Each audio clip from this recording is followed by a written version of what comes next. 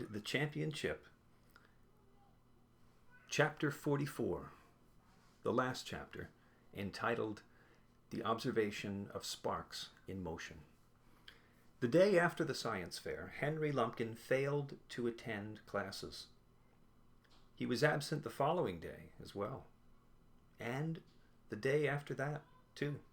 In fact, Henry Lumpkin was a no-show for the remaining weeks of school. Most of the fifth graders figured he had been given the boot. End of story. But there was another possibility, another end to the story. What if, by launching his own spitting image, Lumpkin had launched himself? Leon's final warning proved correct. Lumpkin did get expelled, but the nature of the expulsion remained unexplained. Lily Matisse tried to wheedle some information out of her mom, but Regina Jaspro refused to discuss the matter. What exactly did she say? Leon asked Lily Matisse. She told me it was confidential. When I pushed her, she went ballistic. Actually, said PW, it was Lumpkin who went ballistic. Leon rolled his eyes. You're worse than my mom. She's been going around the hotel saying she always knew Lumpkin was a loose cannon. He was, said Lily Matisse, and if he actually did send himself into orbit like a potato, I hope he never lands. Me too, said Leon. Still, I'm kind of sad we'll never see Lumpy again. I like that little fella. If no Lumpy means no Lumpkin, said PW, that seems a pretty good swap. I guess, said Leon, but I really do want to know what happened. Just when it seemed as if the fate of Henry Lumpkin would never get revealed, Mr. Sparks came through yet again, this time with news of the discharged bully. The update took place during the last lab of the year. Mr. Sparks rolled a heavy piece of equipment into class. Get your mitts off my exhibit and take your seats, he commanded. We've got a lot of material to cover. And uncover, said PW, eyeing the drop cloth that hid the wheeled contraption. How right you are, said Mr. Sparks. And to prove the point, though not the way PW expected, he unbuttoned his shirt and exposed an Einstein t-shirt the fifth graders hadn't seen. This one said E equals MC squared, and at the bottom, in teeny tiny type, the famous formula was clarified. Education equals munching chips, too. Cool, said Thomas Warchowski. Sweet, said Leon. Wicked, said PW. It is rather darling, Antoinette Breed admitted. Glad you guys approve, said Mr. Sparks, because I had a bunch made, one for each of my champion chippers. From under the tarp, he removed a shopping bag filled with T-shirts and handed one to each of the fifth graders. PW was the last to get his. Hey, there's one left over, he said, pulling the spare from the bottom of the bag, and man, oh man, it's a monster. He held up the T-shirt for the whole class to see. I could use that thing for a sleeping bag, said Flossie Parmigiano. We all know who it's for, said Thomas Warchowski. Was for, Antoinette Breed corrected. No, said Mr. Sparks, Thomas is right. I plan to mail Henry his extra large. Where are you sending it? Leon asked at once. To the... Mr. Sparks stopped himself. I was advised not to discuss the matter. Come on, PW pleaded. Tell us. Please, Mr. Sparks, begged Lily Matisse. You can't tease us like that. It isn't fair. What happened to Henry Lumpkin? Mr. Sparks looked around. It was obvious his students were dying to know the destiny of their expelled classmate, and that 3 of his very favorite students were dying more than the rest. Well, I can tell you this much, said Mr. Sparks. That army jacket Henry loved so much, I'm pretty sure it will come in very handy.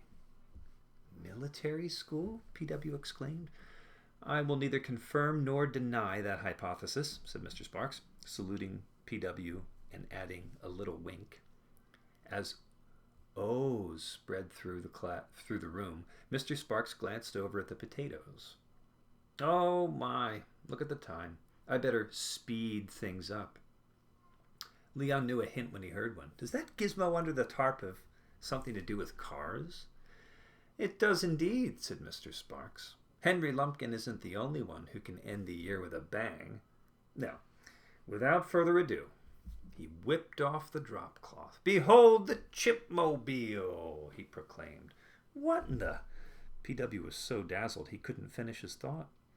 It looks like a go-kart with a fire extinguisher stuck on the back, Thomas Warchowski stammered. You're not far off the mark, said Mr. Sparks. However, that extinguisher is actually a power pack of pressurized potato distillate. He saw at once that his description confused the class. Think of it as a chemical mixture that's halfway between rocket fuel and rubbing alcohol, Mr. Sparks explained.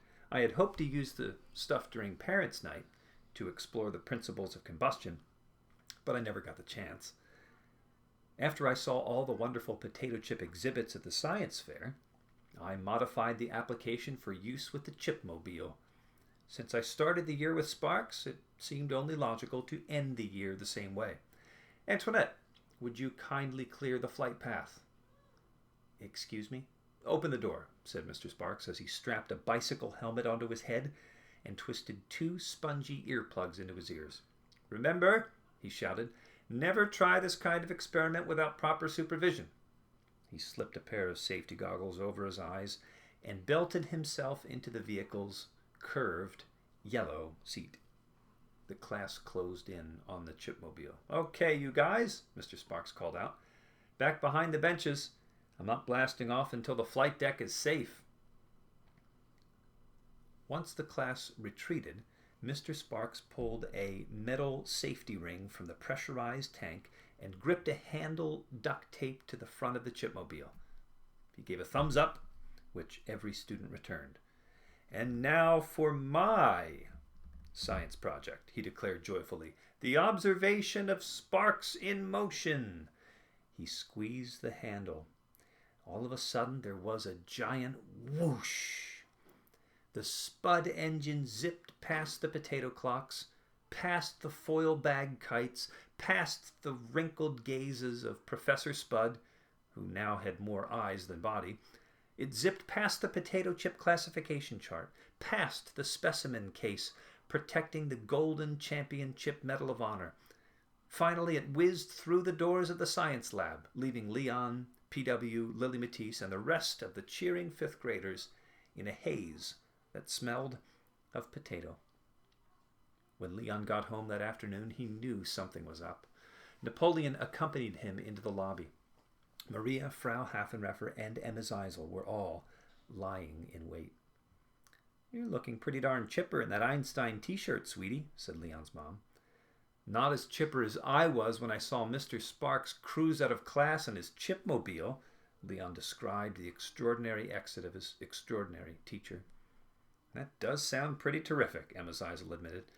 But I think we have something that will make you even chipperer. I doubt it, said Leon. The 3 women and Napoleon started to laugh. Okay, said Leon, I'll bite. You certainly will, said Emma Zeisel. Once you open your package. Package? Said Leon. Package, his mother confirmed. Follow me. She marched her son past the lobby signboard, which now read, Congrats to the soon-to-be 6th grade of our own. Of our one. I'm going to try that again. Totally missed it. Congrats to the soon-to-be 6th grade star of our 1-star hotel. Emma Zeisel ducked into the back office and returned with a giant carton. Leon looked it over. It's from the ASPCA, he exclaimed. See?